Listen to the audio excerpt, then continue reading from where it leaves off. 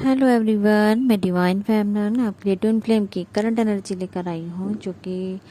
उन डीएफ और डीएम के साथ रेजोनेट करेगी जिनके या तो उनकी लाइफ में कोई अदर पार्ट मतलब कि सोलमेट हो या कार्मिक किसी के साथ भी आपकी मैरिज होने वाली हो, या आपके पार्टनर ने किसी के साथ मैरिज का अपना डिसीजन लिया हो, तो ये उनके साथ रेजोनेट कर सकती है। और कुछ डीएफडीएम के जो अवेकनिंग प्रोसेस है उनके साथ भी रेजोनेट करेगी। ठीक है, तो हो सकता है डीएफ और डीएम अपने एनर्जी के अकॉर्डिंग देखिए। हो सकता है आपको बहुत हेडेक हो रहा हो,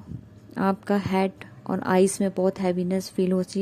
हो रही हो, आंखें सूज सकती हैं, स्वेलिंग आ सकती है आइस में, नींद बहुत आ रही हो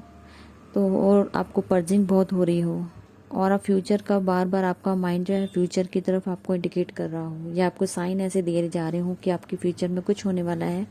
कुछ भी आपको फ्यूचर से रिलेटेड आपका माइंड डाइवर्ट किया जा रहा हो, कुछ ऐसी चीज़ें दिखाई जा रही हो। तो हो सकता है क्योंकि ये आपके पार्टनर की ओवर थिंकिंग है, जो इस टाइम उनकी थॉट बनी हुई है, बहुत ही लाइफ में उनके तूफान आया है या आया हुआ होगा, जिनको वो झेलना बहुत मुश्किल हो चुका है, उनको हैंडल नहीं कर पा रहे हैं वो अपने आप को।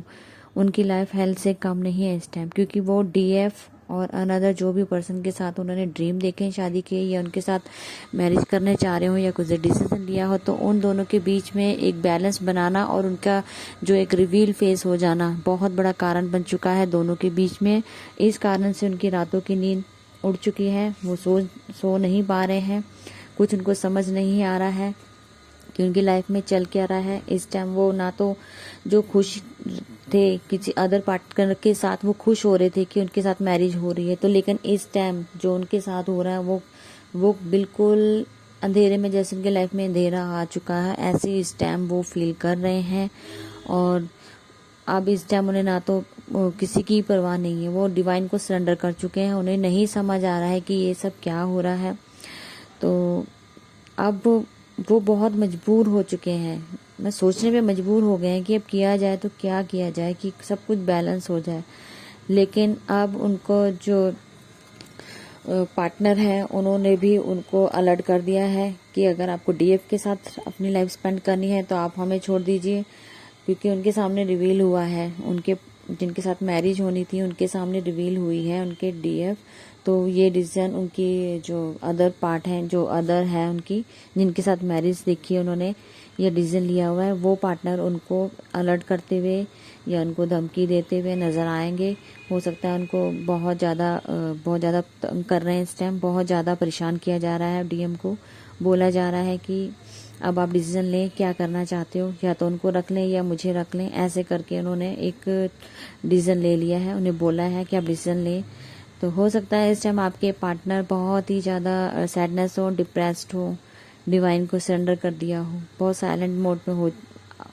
हो चुके हों, अपनी लाइफ को गो विद द फ्लो में चल रहे हो, साथ जीना चाहते हो कि अब जो होगा देखा जाएगा, उन्हें कोई रास्ता नहीं मिल पा रहा है। और डीएफ ने भी उनके साथ मूव ऑन करने का सोच लिया है, क्योंकि उनके भी रास्ता नज़र नहीं दिख रहा है, क्योंकि वो फ्यूचर को देखती हैं, तो उनको भी इतना एफर्ट करने के बाद भी अगर उनका रिजल्ट जीरो है, तो और एफर्ट करने के बाद भी ये पर्सन नहीं आया तो अपनी लाइफ को कैसे स्ट्रगल करेंगी, क्योंकि उनके लाइफ में भी अनदर पर्सन, जो उनके पेरेंट्स उनको परेशान कर रहे हैं कि आप शादी करो, कुछ डिसीजन लो, तो उनके पेरेंट्स की तरफ से भी उनको प्रेशराइज किया जा रहा है। तो इस टाइम दोनों की तरफ से ही बहुत ज़्यादा एक मेजर मतलब कि ये जो टाइम चल रहा है कि क्या किया जाए, डिसीजन नहीं ले पा रहे हैं दोनों, तो बहुत ज़्यादा प्रॉब्लम सिचुएशन आ चुकी है। तो इस टाइम तो डीएम ने भी सरेंडर किया है, डीएफ ने भी सरेंडर कर दिया है डिवाइन को, और डीएम की अवेकनिंग प्रोसेस भी स्टार्ट हुई है। तो और डीएफ दोनों के बीच में डीएफ को भी सेपरेशन मोड पे डाल दिया जाएगा, डीएम को कर्मा पे करना होगा जो उन्होंने किसी और के साथ मैरिज का सोचा है, और डीएफ को भी खुद से मूव ऑन करने के लिए डिसीजन बनाना पड़ेगा, क्योंकि ये डिवाइन टेस्ट है। डिवाइन चाहते हैं कि आप उनको उनका कर्मा पे करने दें और आप आगे बढ़ें।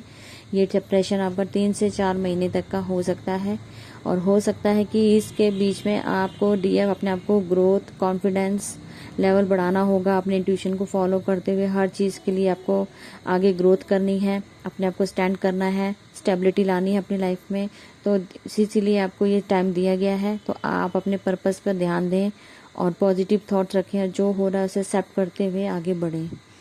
तो आप लोग के लिए गाइडेंस है, और चक्रा करते रहें, मेडिटेशन करते रहें, पॉजिटिव थॉट्स रखिए, पेशेंस रखिए, डीएनए एक्टिवेशन कीजिए, कर्मा रेस मेडिटेशन कीजिए।